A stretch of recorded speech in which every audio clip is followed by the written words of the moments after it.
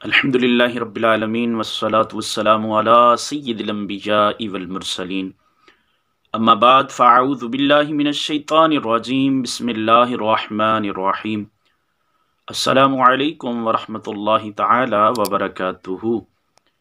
کیسے ہیں احباب؟ امید کرتا ہوں آپ سب ٹھیک ہوں گے، جہاں رہیں خوش رہیں، آباد رہیں، ہمیشہ ہنستے مسکراتے رہیں۔ ایک خوبصورت سی حدیث مبارکہ ہم سننے جا رہے ہیں۔ عمومی طور پر ہم علماء سے یہ تو سنتے آ رہے ہیں کہ اللہ تبارک و تعالیٰ کو زمین پر سب سے زیادہ جو گھر محبوب ہیں وہ مساجد ہیں، جیسے کہ صحیح مسلم شریف کی حدیث پاک بھی ہے کہ رسول اللہ صلی اللہ تعالیٰ علیہ وسلم نے فرمایا کہ اللہ تبارک و تعالیٰ کو سب سے زیادہ پسند جو زمین پر جو زمین کے قطعہ ہیں، جو زمین کا ٹکڑا ہے، جو جس زمین پر گھر بنایا جاتا ہے وہ گھر ہے جو مساجد ہیں، یعنی اللہ کا گھر وہ سب سے زیادہ اللہ تعالیٰ کو پسند ہے۔ لیکن آج ہم ایک ایسی حدیث مبارکہ سننے جا رہے ہیں کہ جس میں نبی اکرم صلی اللہ تعالیٰ علیہ وآلہ وسلم نے عام گھروں میں سے کچھ ایسے گھر بھی ہیں جن کو اللہ تعالیٰ پسند فرماتا ہے، ان گھر والوں سے اللہ تعالیٰ محبت رکھتا ہے۔ تو آئیے حدیث مبارکہ کی طرف بڑھتے ہیں۔ طبرانی شریف کی یہ حدیث مبارکہ ہے۔ حضرت سیدنا عبداللہ ابن عمر رضی اللہ تعالی عنہما اس حدیث کے راوی ہیں۔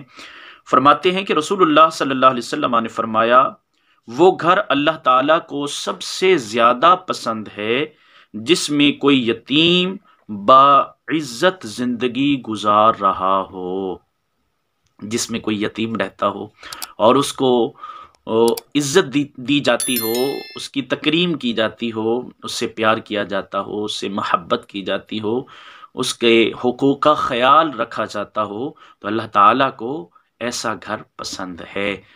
تو اگر آپ کے گھر میں کوئی یتیم رہتا ہے، آپ کے اڑوس پڑوس میں رہتا ہے، تو اس کی عزت کریں، تکریم کریں، اور بالخصوص کر کے وہ لوگ جن کے گھروں میں کوئی یتیم پرورش پا رہے ہیں ان کو چاہیے کہ وہ یتیم کے ساتھ اچھا سلوک کریں۔ عمومی طور پر ہمارے ہاں ہمارے معاشرے میں ایسا ہوتا ہے کہ جن کے والدین چھوٹی عمر میں چلے جاتے ہیں، دنیا چھوڑ جاتے ہیں، تو ان کا پرسان حال اسی طرح کوئی نہیں ہوتا جس طرح سگی اولاد ہوتی ہے۔ تو یہ ایک طبیعی سی بات بھی ہے اور ایسا ہوتا بھی ہے۔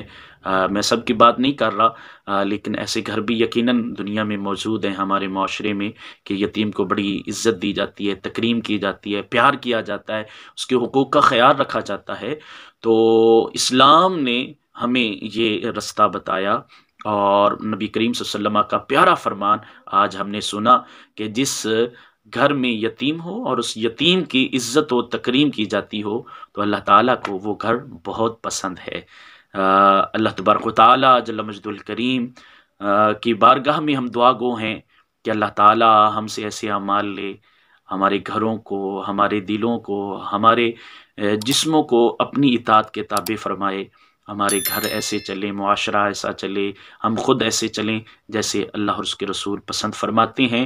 تو اس حدیث مبارکہ کو بار بار خود بھی سنیے، دوسرے لوگوں تک بھی پہنچائیے۔ امید کرتا ہوں آپ کو یہ ویڈیو اچھی لگی ہوگی، ضرور دوسرے لوگوں تک یہ میسج ضرور پہنچائیے۔ اپنا بہت سارا خیال رکھیے، ملتے ہیں نیکسٹ ویڈیو کے ساتھ۔